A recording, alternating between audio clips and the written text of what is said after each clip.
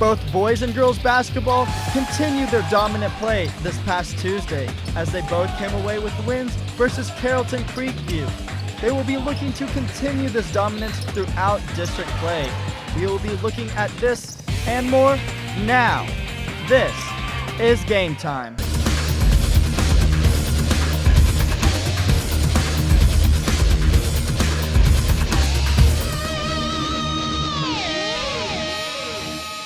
Welcome back to Game Time. I hope you all had a nice holiday break. Thanks for joining us. I'm Brandon Bonaparte, and with me, as always, we have Gabby Mahan, Braden Brandvold, and Seth Golden. Although we were on break from school, Prosper Sports did not stop, as all of the winter sports played through our time off. That's really impressive because I know, along with many other people, we were just enjoying our time off.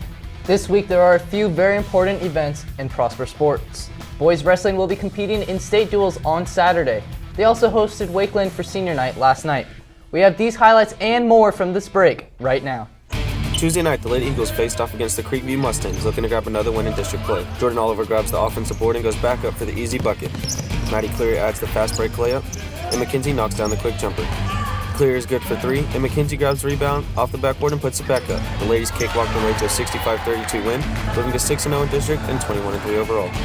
The boys also made the trip to Creekview High School to face off against the Mustangs in what would prove to be a lopsided matchup in favor of the Eagles. Tavion scoops up the dish from Kyle Gesson and slams it down over the defender. Chris Wafer grabs the loose ball and puts it back up off the board to add to the Eagles' lead. Grant Shaw is left wide open in the line and knocks down the three. Zach Reitzel yours his way past two defenders and tosses it off the glass to complete the Sports Center Top 10 nominee play.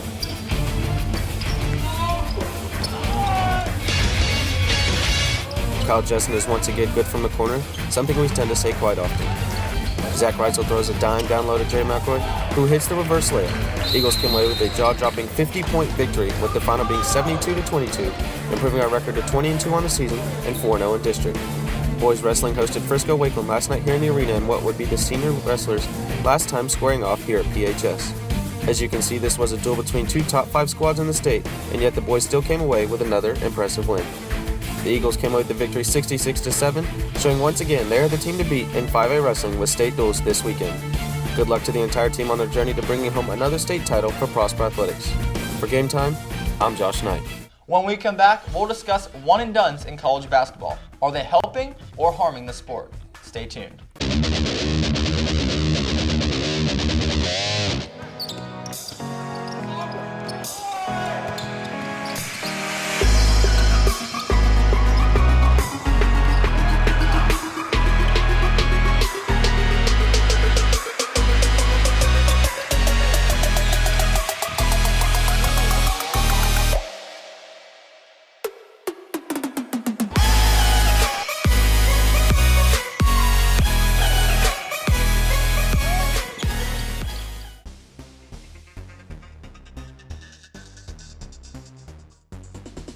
The one and done in college basketball has become the norm in the sport, allowing for big-time college players with high NBA talent to only play 1 year in college and immediately make the jump to the pros after their freshman season.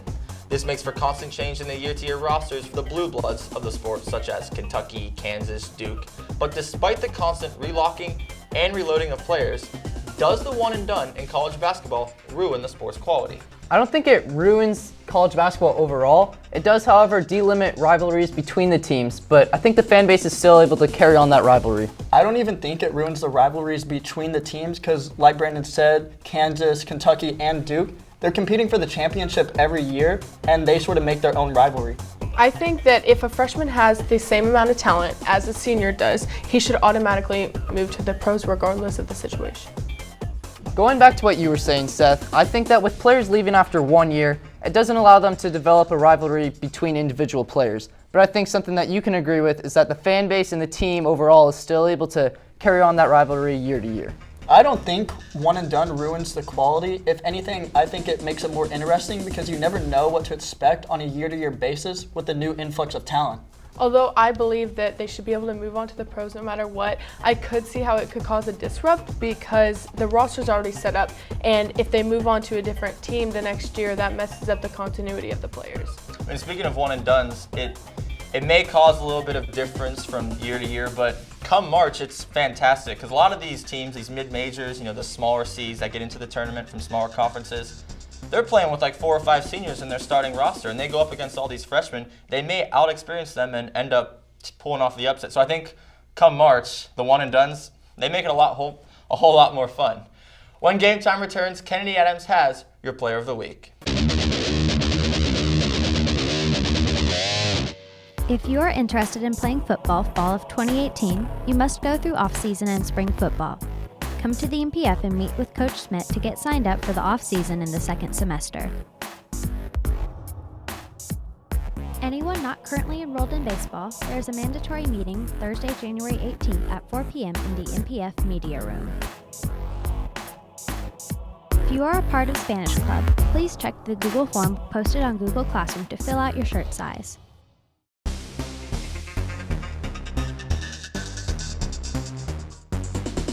Prosper Sports played through winter break and continued the kind of play we've come to expect in all events. We will now send it over to Kennedy Adams to find out who our Player of the Week is. Thank you, Seth. I'm Kennedy Adams with your Player of the Week. This week's Player of the Week is Women's USA gold medalist basketball player Jordan Oliver. This past Tuesday, she had a well-rounded game against Carrollton Creekview, leading the team with 21 points, 5 assists, 5 steals, and 9 rebounds. So far this season, she's played outstanding and has really shown off her skills. That's all I have for your Player of the Week. Be sure to tune in next time for your key player. For Game Time, I'm Kennedy Adams. Back to you guys at the desk. Thank you, Kennedy. Chris Wafer decided to hit the streets of Prosper High School again. The divisional round of the playoffs is coming up this weekend. I want to figure out who's going for who in the playoffs. Joshua, you see my shirt? Yeah. What team is that? The Philadelphia Eagles, I think. All right. What team are you going for in the playoffs? Patriots, bro. You already know how I rock. I don't know. The Patriots? No, it's a shirt, but who are you going for in the NFL playoffs? Definitely the Patriots. No, the Patriots fan. I'm going to go for the other Pennsylvania team, Steeler Nation. Because Chris, let's be real. Oh, who's still in? The Ravens? Who are you going for? Saints. Hey, who there going to beat them? Wow. They're a nemesis of the Dallas Cowboys. I will never go for the Philadelphia Eagles. They're still a good team. You already know we're going for the Steelers because we're the best team in Pennsylvania. According to what, category? They're the number 1 seed in the NFC. Just because a number is attached to you doesn't make you great. You feel me? Carson Wentz, he hurt, so they finna lose early. But Pittsburgh, we're going all the way. Who you going for in the playoff? I'm an Atlanta boy, so, I'm going to have to go with the Falcons this year. I have to go with the Falcons. They're going to take it this year. The Falcons. Number 6 seed.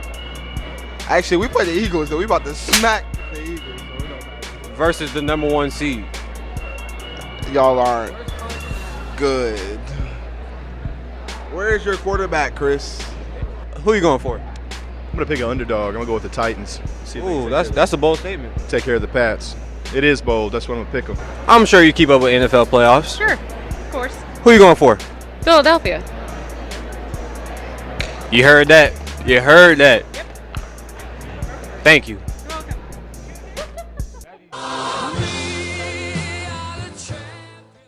This is Chris Wafer reporting for Game Time.